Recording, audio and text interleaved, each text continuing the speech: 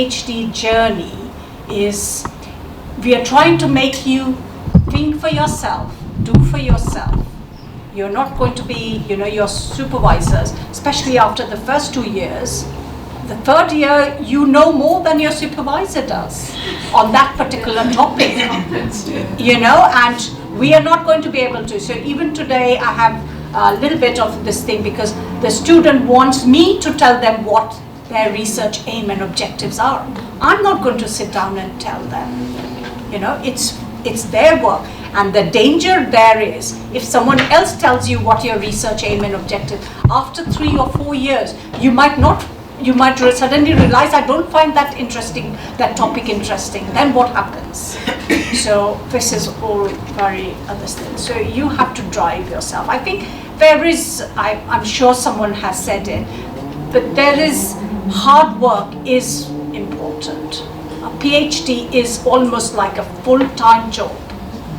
And perhaps, but I now think it was the most interesting time when I had all that while to delve into a research topic. Now I get 6 months, 3 months, and I have to do something in that little time.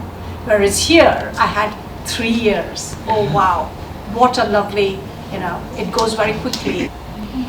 Just like to answer about the timeline. So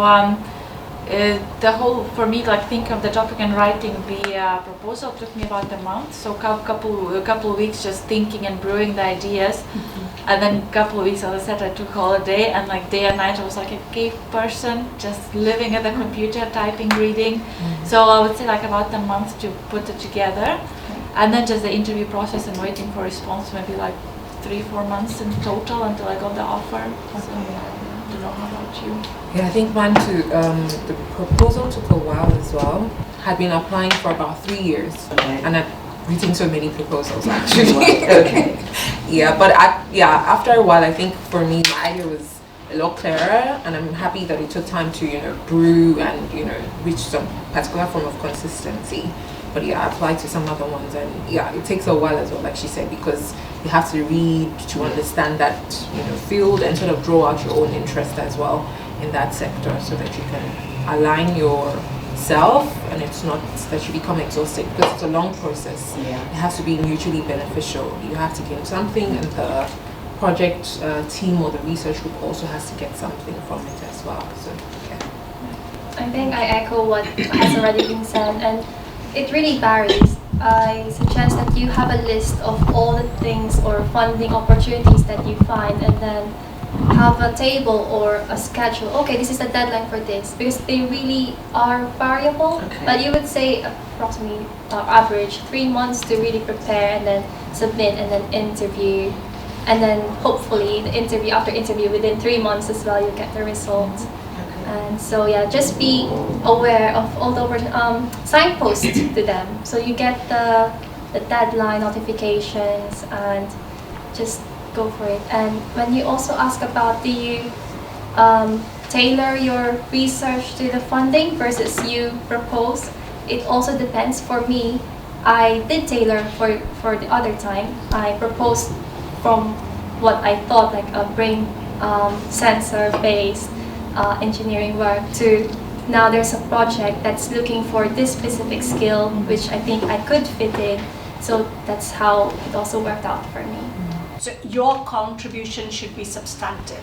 So you need to think about it. And if you can get in touch with the named people and just negotiate and have a conversation, because remember, it's a two-way thing. The most important aspect for any institution is for PhD students to complete. And earlier, the dropout rate used to be very high. Even with funded, I know in this institution 2 or 3 colleagues who never completed despite having the funding. So their 3 years went, and then this thing. So other things intervene, sometimes physical, sometimes health. So if you can, have that conversation with the named person and say, this is my idea, keep it short. because after all they are going to be very busy.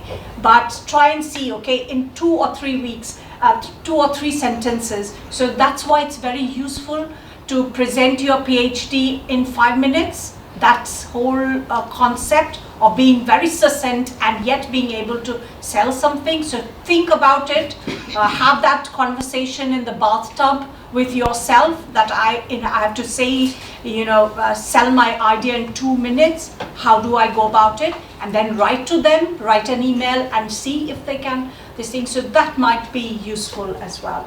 In my case, I found institutions that did what it was I was interested in. And then there was also the opportunity, like they mentioned, on jobs.ac.uk. There's another one, I think, Eurosex. Yes, there's also that as well that you could find. Euraccess? Yes, It's the European, Euraccess. Euraccess. Yes, there's also that. So I found opportunities as well that linked back to some of my interests because speaking personally, yes, I'm trained as an architect. My work is very spatial. But when you get into a PhD, you begin to see that your work is very multidisciplinary. So it could thrive in, for example, urban geography or human geography. So if you perhaps did a PhD in human geography, you will still get what it is you want to get from that.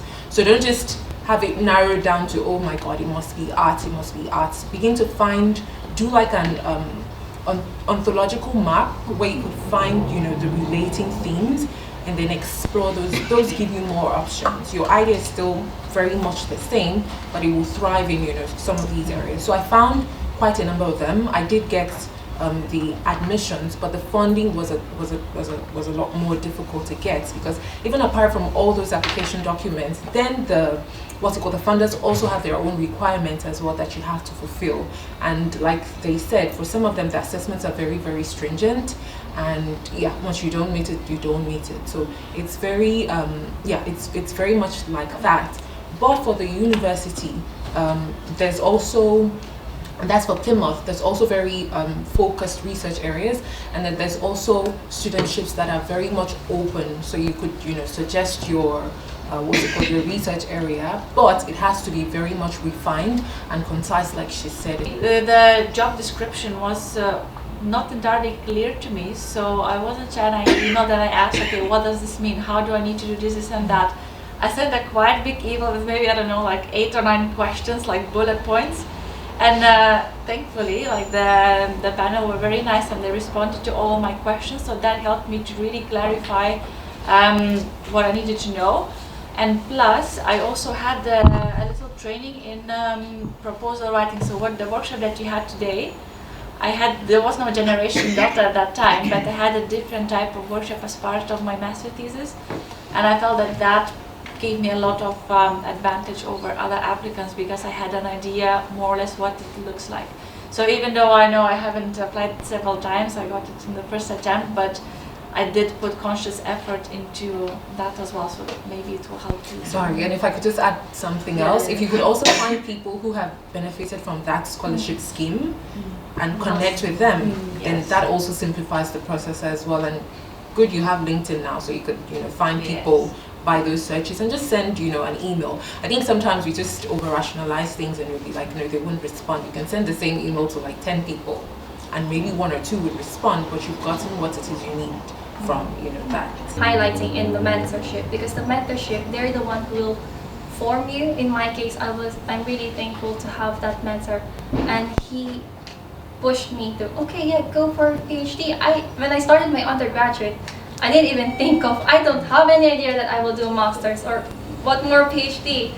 I was just, I like engineering, I want to be an engineer, that's it, when I started. But it really just formed me, and I just trust the process as well. It's not, we cannot plan everything, we hope for the best, that's for sure.